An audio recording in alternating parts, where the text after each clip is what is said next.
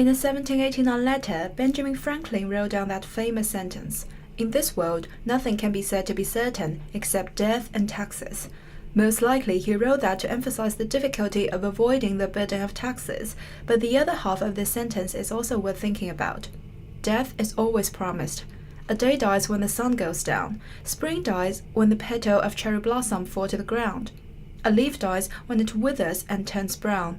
Everything on this planet dies, as long as it is a living being and can actually turn from the status of being alive to the status of being dead. Among all the deaths, however, human's death somehow seems different. If you ask me to define human's death, I would struggle to give an answer. So I asked others for help. I went to the library and interviewed quite a few people. I asked them to give me their definition of human's death, and this was how they replied.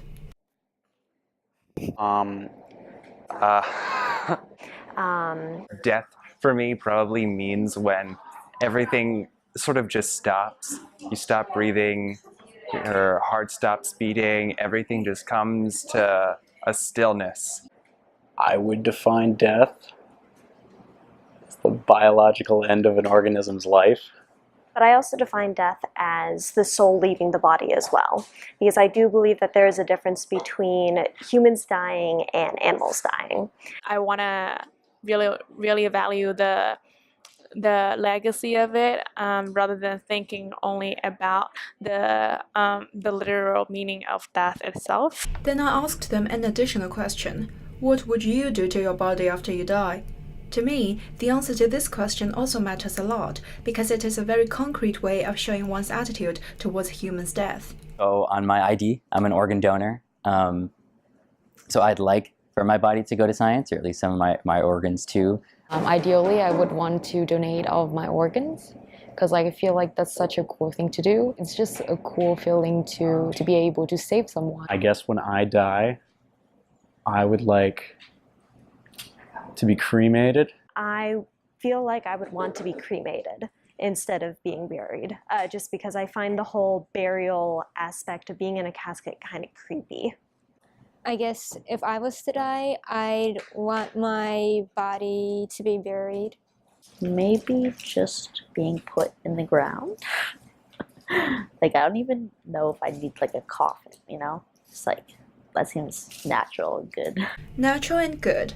Well, it might be true if you choose to be buried in the ground without a coffin, but nowadays people usually do not do such plain things to their bodies. There are plenty of fancy choices available. If you want, you, or the ash that you are burnt into, can be turned into a record, a diamond, fireworks, or even leave this whole world behind by being launched into outer space. Death has almost turned into a business. I talked to Ainsley Darby, who worked as an intern at a funeral home, to know more about it. You know, we have first the front end of the business, which is sort of like, you know, this is how the funeral works, this is how much you're going to be paying, and then we have the back end, which is like, this is how we're going to prepare the body. That's where they did all the, like the embalmings and the aspirations and things like that. I got to help put makeup on some of the corpses to make them look more lifelike, like they were sleeping. They're dead, but we put makeup on them to make it look like they're less dead. I do think that it is a business, and it's, you know, it is an important one, though. Besides business value, human's death has been vested with much more meaning, both culturally and religiously. Ancient Egyptians, for example, believed in the existence of afterlife, and they saw it necessary to keep dead bodies in as good condition as possible. This explains why they did mummification, even though the making process sounds almost brutal. Brains were removed from craniums with rod, guts were removed from abdomen. After almost emptied, bodies would be refilled with spices and put in salt for 70 days to be dehydrated. When taken out of the salt, bodies would be wrapped in linen bandages and put inside coffins for burial. Mummification took a lot of effort indeed, and therefore only rich families could afford to pay for the whole procedure. Of course, Tutankhamun, the famous pharaoh, went through everything and owned a spacious home underground. Those with limited financial resources and lower social class, however, would be treated much less meticulously. On the other hand, how bodies are treated does not differ from person to person in modern Islamic countries. All Muslims become the same after they die. No one would have any goods in town. All must be buried within 3 days after death, wrapped only in white cloth and positioned into graves with their heads facing towards Mecca. Now, with all these business, culture, beliefs, and rituals, it does seem reasonable for humans' death to be something special. But my question is, have things always been like that?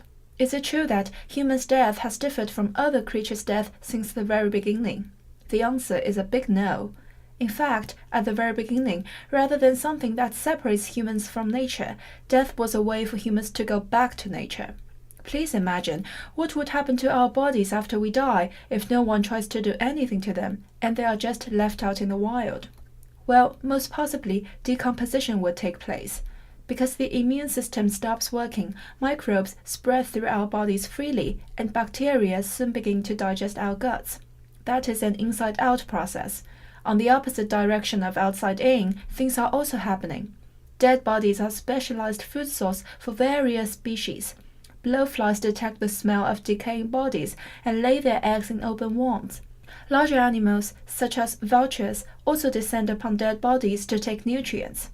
With these two processes combined together, our decomposing bodies could significantly alter the chemistry of the soil beneath them.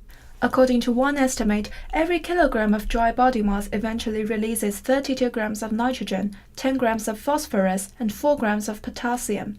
All three of them are commonly used elements in fertilizer production. It means that decomposition of our dead bodies could make surrounding soil become quite rich. During lifetime, we take in all these nutrients from food, from nature, and finally, after death, it is our turn to give back to what have served us. What a reasonable circulation.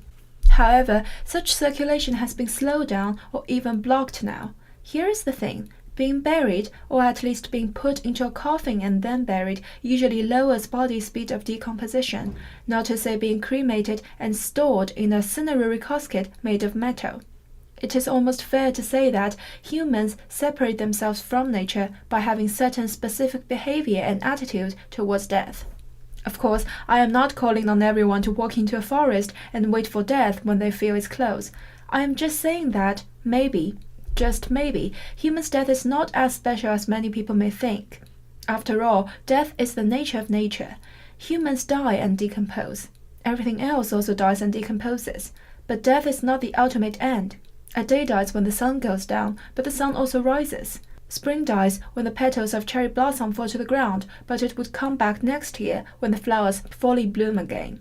A leaf dies when it withers and turns brown, but a new leaf would soon grow out at the same spot. One person dies when his or her heart stops beating, but his or her descendant would keep on living in this world. Same as other countless things, death is also part of human place in nature. It is promised, it is normal, it is not that special. It just happens when nature wants us to go back and put a stop to our journeys.